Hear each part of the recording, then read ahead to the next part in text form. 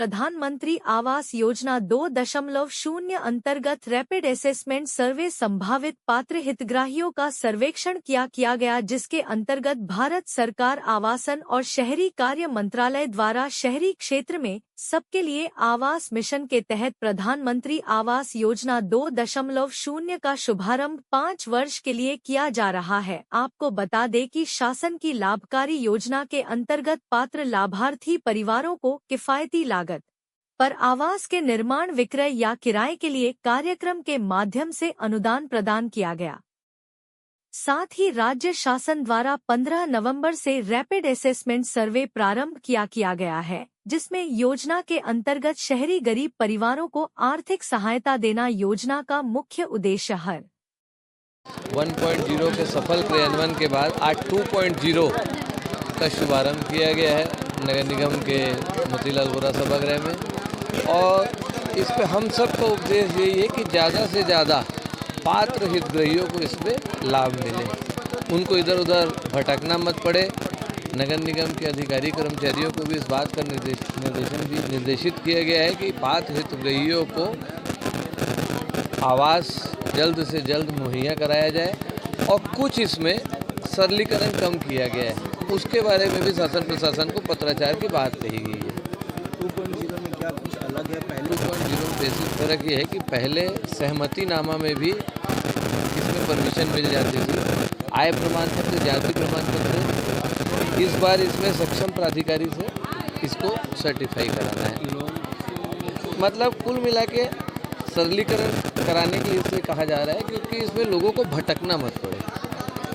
2.0 में इसमें थोड़ा सा वही मैं बताया ना कि इसको वापस पट्टे का जिसके नाम से आवास बनने उसके नाम से ट्रांसफ़र होगा, तब जाके उसको लाभ मिल पाएगा।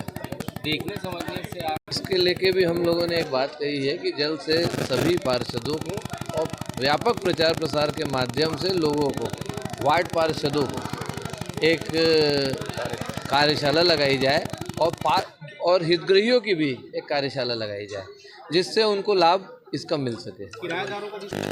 किराएदारों का लाभ 1.0 में भी था, 2.0 में भी इसका प्रावधान है। हमारे देश में प्रधानमंत्री माननीय नरेंद्र मोदी जी 2014 से आया है। वो गरीबों के हित के बारे में सोच रहे हैं। लगातार कभी प्रधानमंत्री आवास योजना, कभी सुलभ शौचालय योजना, कभी अन्य योजना, या कभी आयुष्मान कार्ड योजना, बहुत सारे योजना जो हम लोग गिना नहीं सकते।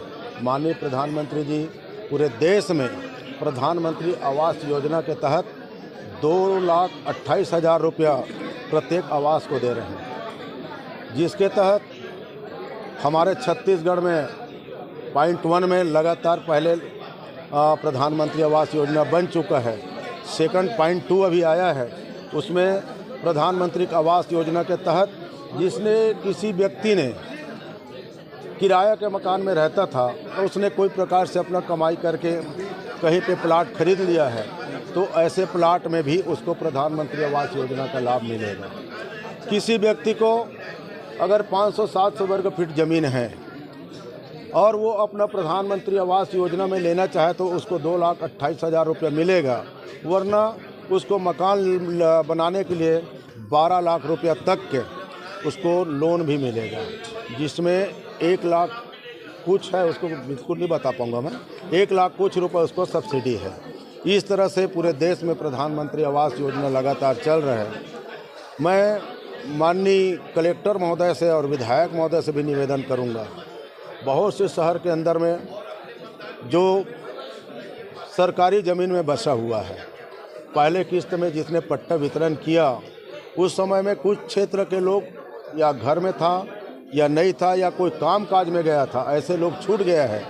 इनको भी बहुत जल्दी पट्टा दे करके इसको भी देश के हमारे प्रधानमंत्री जो आवास योजना दे रहे हैं उसको लाभ मिल सके, ये हमारा निवेदन है। साथ साथ कई ऐसे हर क्षेत्र में 10 साल 5 साल से अगर कोई व्यक्ति किसी के मकान को खरीद लिया है और उनके पास पट्टा उसके नाम से नहीं है, जिससे वो प्रधानमंत्री आवास योजना से वंचित हो रहा है, ऐसे लोगों को भी हमने विधायक महोदय जी के साथ में, गजेंद्र यादव जी के साथ में जाकर के कलेक्टर महोदय से निवेदन किए हैं, और राज्य शासन को भी हमारे विधायक महोदय ने लेटर लिखा है। ऐसे हितग्राही जो किसी का मकान को खरीद लिया है उसके नाम से पट्टा नहीं है उसको भी जो हितग्राही खरीद लिया है उसी के नाम से पट्टा दिया जाए ताकि इसको भी प्रधानमंत्री आवास योजना का लाभ मिल सके। प्रधानमंत्री आवास योजना शहरी 2.0 का आज शुभारंभ कार्यक्रम रखा गया था ताकि इसका व्यापक प्रचार प्रसार हो सके और हितग्राहियों तक इसकी जानकारी पहुंच सके और उसका लाभ उठा सकें। आज इस कार्यक्रम में सभी जो हमारे जनप्रतिनिधिगण हैं और हितग्राही हैं उनको भी आज आहूत किया गया था, उनको निमंत्रित किया गया था और सभी की जानकारी उनको प्रदान की गई है और आगे निगम द्वारा लगातार वार्डों में शिविर लगाया जाकर उनसे पंजीयन कराया जाएगा और जो भी आवश्यक दस्तावेज है उसको भी बनाने के लिए हमारे द्वारा उनको सहयोग दिया जाएगा ताकि उनको ज़्यादा उनको परेशान ना होना पड़े या कहीं चक्कर ना लगाना पड़े। क्या है शहरी 2.0 ऐसा है जो प्रधानमंत्री आवास योजना जो प्रथम चरण जो लॉन्च हुआ था शहरी का, वो क्योंकि समाप्ति की ओर था, वो समाप्त हो गया 31 दिसंबर 2023 को। तो अभी शासन द्वारा ये 2.0 के रूप में लॉन्च किया गया है। तो ऐसे जो छूटे हितग्राही हैं जो कि पहले योजना में लाभ ना ले पाए हों तो वो इस योजना में अपना आवेदन भर के इसका लाभ ले सकते हैं। और जैसे कि आज कार्यक्रम के दौरान भी बताया गया कि जो हमारी EWS श्रेणी के जो हितग्राही हैं जिनकी वार्षिक आय 3 लाख से कम है और उनका कोई पक्का मकान ना हो, वैसे हितग्राही इसके लिए पात्रता रखते हैं। केवल उनको आवश्यक दस्तावेज अपने पास प्रस्तुत करने होंगे ताकि उनका पंजीयन सरलतापूर्वक जल्दी हो जाए और उनका फिर परीक्षण करके अनुमोदन हो जाए। 25 से 30 लाख रुपए की राशि की बात है सर, जिसमें 4% सब्सिडी वाला भी एक मानदंड अपनाया जा रहा है, ये क्या है? इसमें 2 और प्रकार की भी योजनाएं हैं। अगर कोई व्यक्ति के पास खुद का ज़मीन नहीं है और वो किराए से अगर मकान लेना चाहता है या फिर वो कहीं पर मकान प्राइवेट खरीदना चाहता है तो उसको शासन द्वारा किराए से भी जो हमारे HP के तहत मकान बने हैं वहाँ पे उपलब्ध कराए जाएंगे। और बैंक से अगर वो लोन लेते हैं तो उसमें भी उनको जो सब्सिडी है अलग अलग रेट में अलग अलग ब्याज दर के अनुसार उनको शासन जो है सब्सिडी प्रदान करेगी।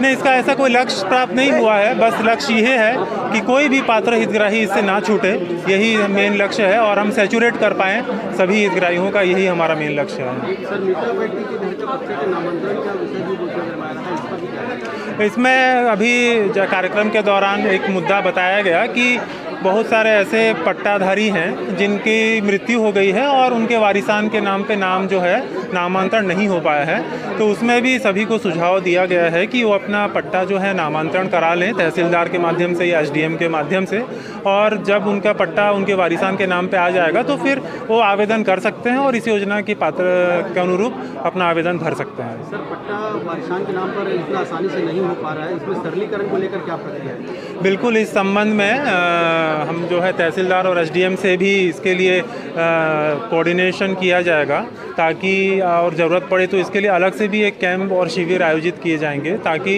लोगों तक इसकी जानकारी मिले, प्रोसेस की जानकारी मिले कि कैसा होना है, क्या प्रोसेस है और सरलतापूर्वक उनका पट्टा जो है वो हस्तांतरित हो पाए। इसके लिए भी हम लोग, क्योंकि आय प्रमाण पत्र भी इसमें लगेगा, जाति प्रमाण पत्र भी लगेगा, तो राजस्व विभाग का एक महत्वपूर्ण इसमें रोल रहेगा, तो उनके साथ भी हम लोग कोऑर्डिनेट करके जॉइंट शिविर का भी हम लोग प्लान करेंगे। सर, बहरहाल आज कितने हितग्राहियों को इसका लाभ मिला है?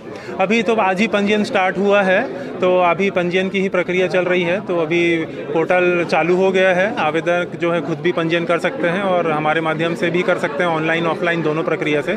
तो आज शाम तक फिर हमको रात तक पता चलेगा कि कितना पंजीयन हुआ है।